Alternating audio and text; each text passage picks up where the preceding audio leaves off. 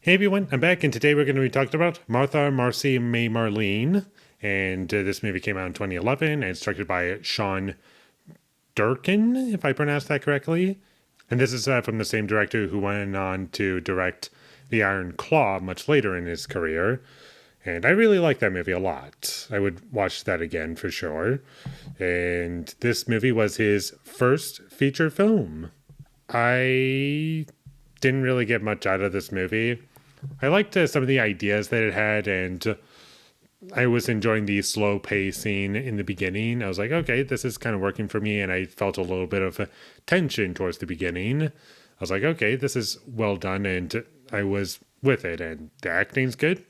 I didn't have a problem with any of the performances from memory.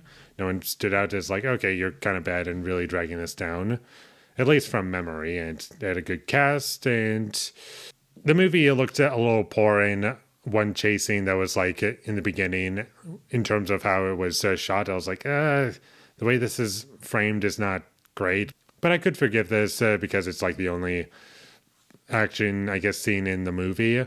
And it is. That's the only time where that really was noticeable to me and was like something that I really needed to write down. I was like, okay, that's the only time it happens. It's not that much in the movie.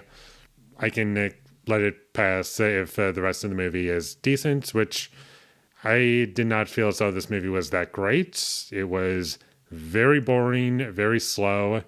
I can appreciate certain things that it was trying to do. Like, I like a lot of the ideas that it was trying to touch on and kind of explore, but they're just two things. A, not in service of a movie that I care to watch, and B, the ideas are kind of just touched on and not like fully developed. And the way this movie is structured is also kind of something that dragged it down for me because it's kind of showing you the present and past simultaneously. Like here's at the very beginning, here's at the present, like halfway through the story, kind of, I guess. I don't know how to perfectly describe it, but that's pretty much what it is.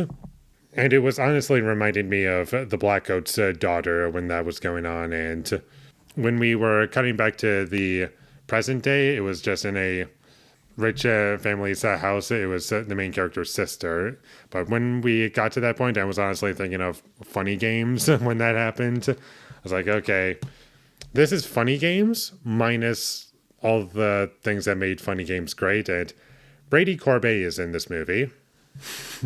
Which is funny enough that I brought up Funny Games, and I just was getting nothing out of this movie. It offered me nothing. It wasn't introducing any new ideas to me, and also anything that it was trying to do was just done worse than in other movies. Like, I would just much rather be watching just about anything over this movie. And because of that, this movie just felt entirely empty and dull to me. The movie also got very repetitive after a certain point, and I thought it would have worked much better as a short film because there clearly is something interesting that you could explore, but I just don't feel as though it was handled properly. There was also some forced drama that didn't need to be in the movie, and in the first 15 minutes, I was like, okay, there's no plot, but we're still going, and maybe something will start eventually.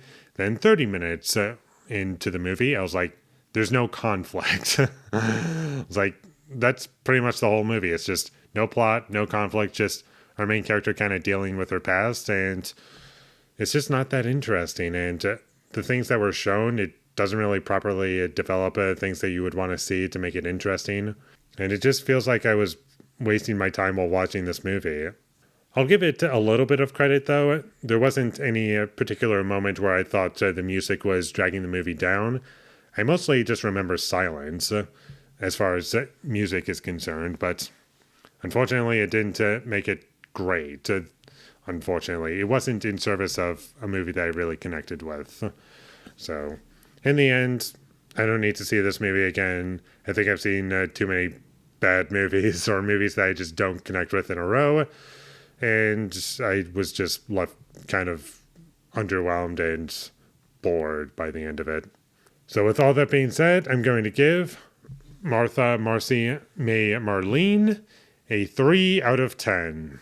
Thank you for watching my videos. As always, if you enjoyed this review, be sure to leave a like and comment down below you thought of Martha, Marcy, May, Marlene, and my social media links. They will all be in the description, so follow me there. And last but not least, subscribe to be a part of Foley Nation, and I'll see you when I get my next review up, and that is going to be for Home Alone. So look forward to that, but until I get that up, thank you for watching, and have a great day.